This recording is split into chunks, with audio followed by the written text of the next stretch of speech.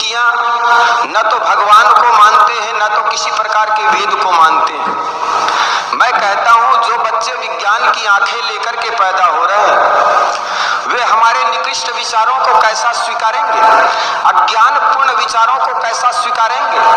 हम केवल विश्वास के दम पर, श्रद्धा के बल पर सोचते हैं लोग मान लेंगे, लेकिन जो बच्चे विवेक की आंखें लेकर पैदा होंगे वो अंधश्रद्धा से भरी हुई बात को स्वीकार नहीं करेंगे।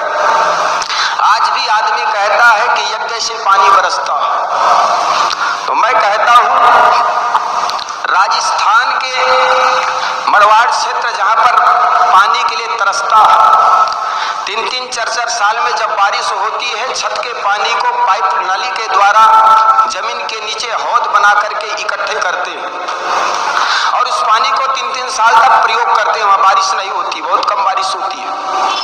और कठियावाड़ सागर के किनारे होते भी वह क्षेत्र पानी के लिए तरसता है।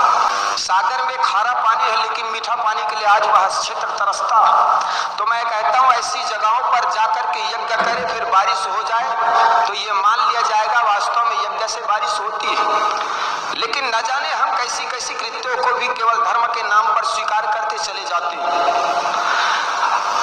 दावा करती है कि दुबई और संयुक्त अरब अमीरात के दूसरे हिस्सों में जो भारी बारिश हुई वो दुबई के क्लाउड सीडिंग ऑपरेशन की वजह से हुई है।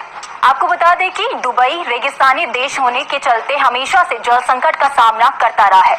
ऐसे में गर्मी से राहत पाने और पीने के पानी के इंतजाम के लिए दुबई में भी क्लाउड सीडिंग का चलन बढ़ा है।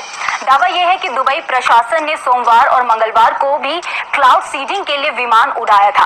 Gulf state national centre of metrology ने बताया कि 15 से 16 अप्रैल को अल एन एयरपोर्ट से क्लाउड सीडिंग के विमान उड़े थे। पिछले 2 दिनों में इन विमानों ने 7 बार क्लाउड सीडिंग की कोशिश की।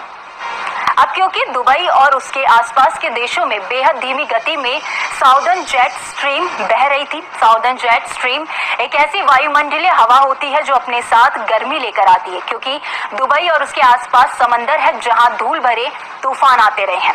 धूल अपने आप में क्लाउड सीडर मानी जाती है, जिसे विज्ञान की भाषा में कंडेंसेशन न्यूक्लियाई कहते हैं। यानी दुबई की क्लाउड सीडिंग इसीलिए गड़बड़ हुई क्योंकि इसके साथ बहुत ज्यादा धूल के कण शामिल हो गए। दुबई में क्लाउड सीडिंग पहले से चल रहा था, लेकिन इस बीच क्लाइमेट चेंज की हालत बन गया जिससे दुबई के वैज्ञानिक समझ नहीं पाए और आफत की पूरी बारिश दुबई में बरस पड़ी। अब सवाल जो आपके जहन में भी उठ रहा होगा कि आखिर ये क्लाउड सीडिंग होता क्या है। दरअसल क्लाउड सीडिंग बादलों को बरसने के लिए मजबूर करने वाली एक तकनीक का नाम है।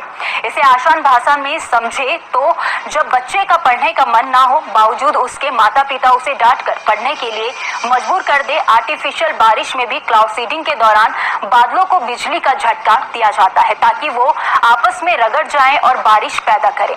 यूएई में गर्मी के सीजन में पारा 50 डिग्री के पार पहुंच जाता है। बारिश की कमी गर्मी के प्रकोप को ज्यादा बढ़ा देती है, इसीलिए यहाँ के वैज्ञानिक ने एक ऐसी तकनीक पर काम शुरू किया है जो नकली बारिश करार कर लोगों को फौरन राहत दे सकती है। वैज्ञानिक अपनी कोशिश में काफी हद तक कामयाब भी हो गए। दावा किया जाता है कि इस तकनीक का इस्तेमाल करके दुबई के वैज्ञानिक पिछले कई सालों से क्लाउड सीडिंग के जरिए आर्टिफिशियल बारिश करवा रहे हैं, लेकिन